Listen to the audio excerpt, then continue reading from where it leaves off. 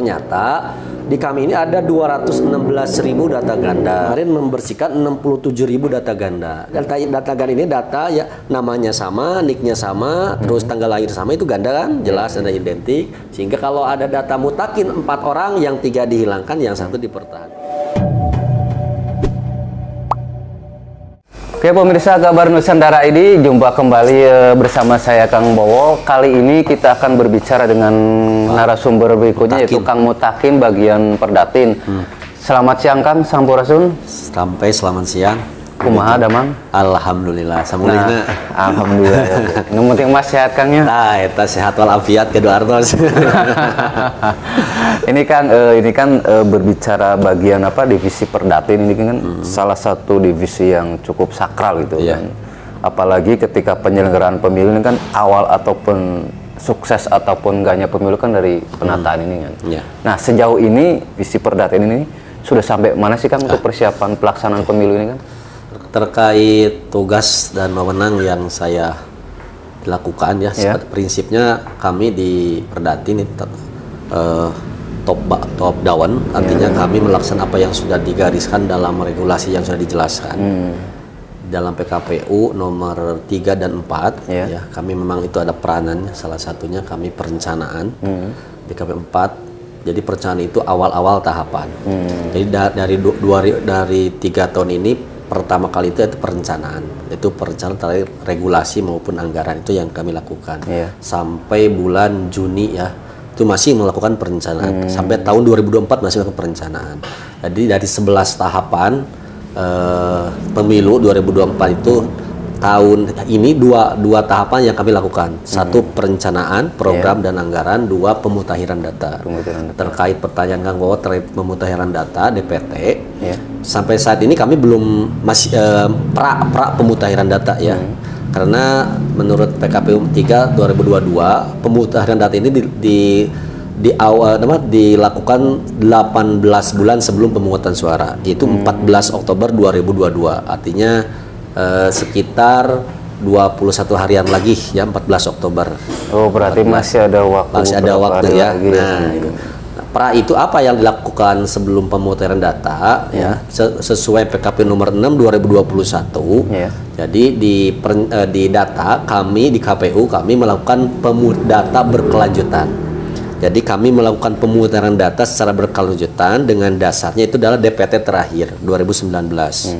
Ya, DPT itu kan DPT terakhir 2019 1.879.445 itu kan 1.8. Berarti patokannya dari pemilu yang kemarin, DPT kemarin. DPT yang kemarin. Jadi itu DPT yang 1,8 itu terus dimutakhirkan. Setiap bulan kami ada internal. Kalau boleh tahu ini untuk mengetahui jumlah DPT tadi yang disampaikan sekitar 1, berapa 8 ya.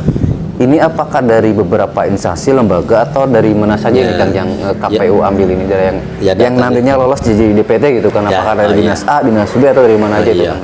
Pada prinsipnya kami untuk menjadi DPT itu saat itu DP4, yaitu daftar potensial penduduk pemilih, artinya daftar potensial penduduk pemilih. Ya, itu daftar potensial itu diambil dari Kemendagri Dirjen Pencatatan Penduduk dan Sipil. Jadi tetap data yang kami pakai untuk nanti bahan dasar untuk DP adalah itu.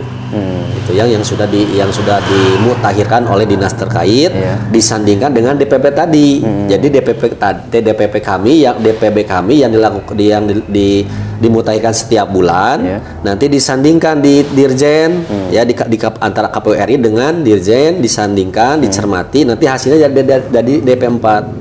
Nah, itu yang sebagai dasar pemutakhiran data nanti tanggal 14 Oktober. Nah, ini kan mungkin ada salah satu yang menarik untuk pendataan gitu kan. Biasanya ataupun di TPS itu kan pernah ditemukan lah ketika salah satu orang nama misalkan Manggis gitu kan terdaftar menjadi DPT. Ternyata orang tersebut sudah meninggal. Yang mungkin H-3 atau sebelum pelaksanaan meninggal gitu kan. Nah, untuk mensiasati update data tersebut seperti apa Kang? Nanti kan ada tahapan pemutahiran, ada pemutahiran dibantu dengan Fantarli. Fantarli petugas untuk pencoklitan. Tadi kami pada bulan Oktober akan ada pembentukan badan ad hoc ya yaitu PPK, PPS. Nanti PPS sesuai undang-undang diberi wewenang untuk membentuk pantarli, petugas coklit. Nah, itu salah satu tugasnya. Per TPS atau per kecamatan? Per TPS, pantarli itu per desa ya, per TPS. Jadi setiap desa ini ada beberapa TPS. Itu di bawah KPU berarti? Ada di bawah KPU, ada PPK di tingkat kecamatan, PPS tingkat desa, ada pantarli. Pantarli ini nanti yang mencoklit.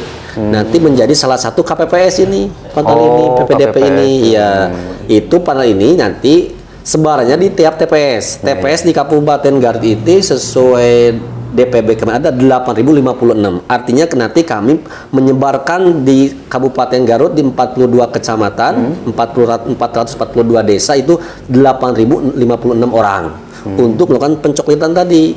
Yang sudah meninggal akan dicoret, yang belum masuk akan dimasukkan dengan itu syarat. Sampai pas pelaksanaannya bolos itu sampai sesudah sampai sebelum. Itu sebelum 3 bulan sebelum harus ada, nanti kan ada tahapan masa tugasnya gitu. Masa tugas itu 1 bulan. 1 bulan. Nanti dilanjutkan dengan PPS gitu ya. Jadi penjelasan 1 bulan ya.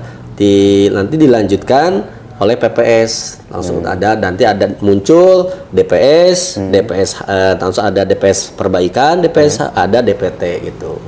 Itu tetap ada coklit itu yang intinya. Ya, terkait DPT. Kalau sejauh ini ada kendala nggak sih kan untuk masalah pendataan sendiri? Ya, untuk kendala, pasti itu kendalanya itu. Yang pertama yang saya rasakan di DPT ini, pertama ketika sudah dicoklit, tetap data yang dipakai di Disdukcapil. Karena Disduk tidak akan berani mencoret atau mendelete bahwa contoh misalkan nih, si A ini sudah meninggal setelah dicoklit. Karena tidak lapor, si A tersebut lapor meninggal tidak akan dicoret, sehingga nanti muncul lagi.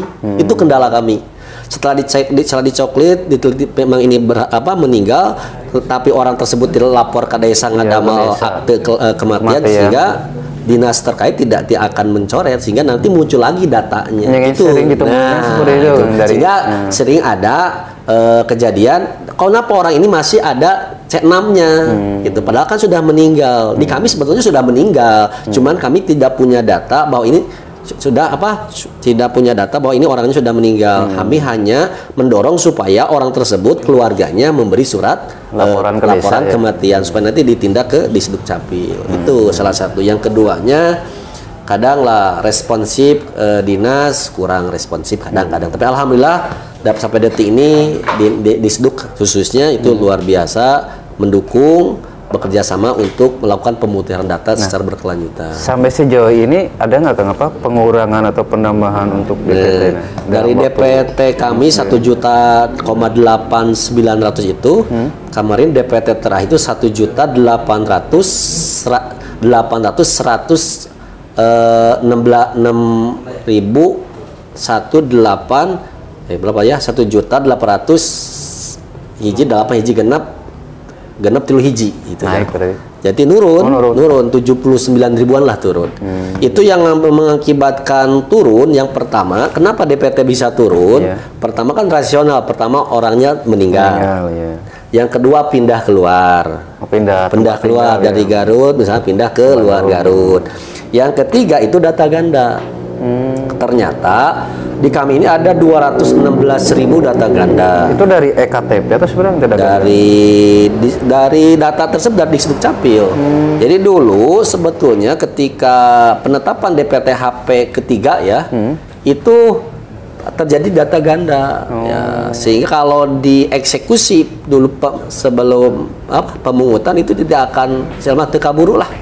Sehingga direkomendasi oleh Bawas katanya boleh silakan ganda, tapi nanti data yang ganda yang satu diberikan, yang sisanya nanti diamankan oleh petugas PPS ataupun KPPS. Sehingga saat ini kami berharap data-data ganda tersebut yang 216 itu dibersihkan. Sehingga kami kemarin membersihkan 67.000 data ganda. Contoh data ganda satu orang, yang gandanya 3 orang. Yang di 600 berapa? 67.000. 67.000. Contoh data SIM-Guring Mutakin. Ternyata ada 2 di DPB ini. Berarti yang satu dipertahankan, yang satu dihilangkan. Jadi data ganda ini data ya namanya sama, nicknya sama, terus tanggal lahir sama, itu ganda kan, jelas ada identik. Sehingga kalau ada data Mutakin 4 orang, yang 3 dihilangkan, yang satu dipertahankan. Itu sampai 67.000 ya kemarin dihilangkan. Lumayan berarti. Lumayan.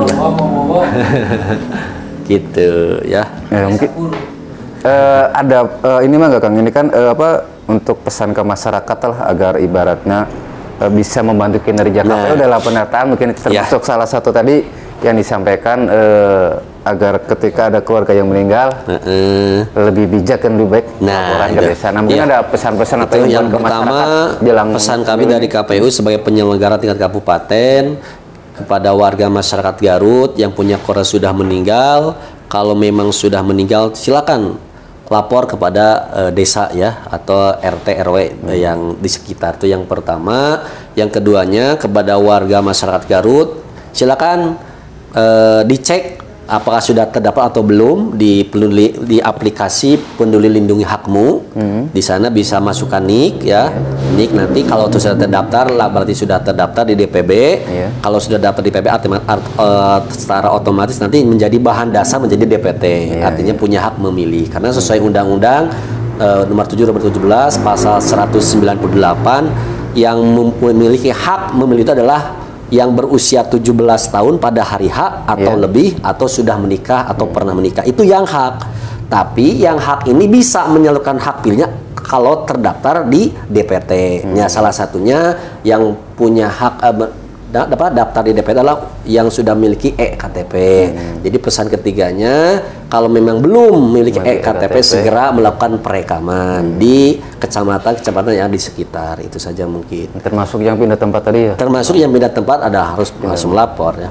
Insya Allah kami nanti akan memulai pemutahiran data itu tanggal 14 Oktober sampai 251 hari. Berarti lumayan panjang. 251 hari. Itu karena pemilih itu merupakan ujung tombak penentu lah pemilih itu kan. Cukup sakral gitu. Sakral sekali. One man one vote, satu orang itu satu suara. Satu suara sangat menentukan. Sangat menentukan untuk 5 tahun ke depan. Simkuring sarua ketua satu suara. Sami wae presiden satu suara gitu. Artinya sama lah. Nah, yang paling ditakutkan orang yang meninggal tapi bisa nyoblos itu. Nah, itu paling bahaya itu Kang. Ya, itu yang paling bahaya nanti dimanfaatkan oleh orang-orang yang berkepentingan. Nah, kita berharap lah untuk pemilu nanti 2024 dari diri kita sendiri Kang ya. Baik penyelenggara ataupun masyarakat mulailah dari gelaran nanti yang diselenggarakan jujur untuk diri sendiri Kang ya. Leres. Ketika ada yang meninggal segala laporan ke desa, pindah alamat pun sama Kang ya. Oke, sekian pembahasan kita untuk pada episode kali ini. Sekian dari kita dari Kabar Nusantara ID. Assalamualaikum warahmatullahi wabarakatuh. Sampurasun Kang. Sampai satu ruhun. Sampai jumpa kembali.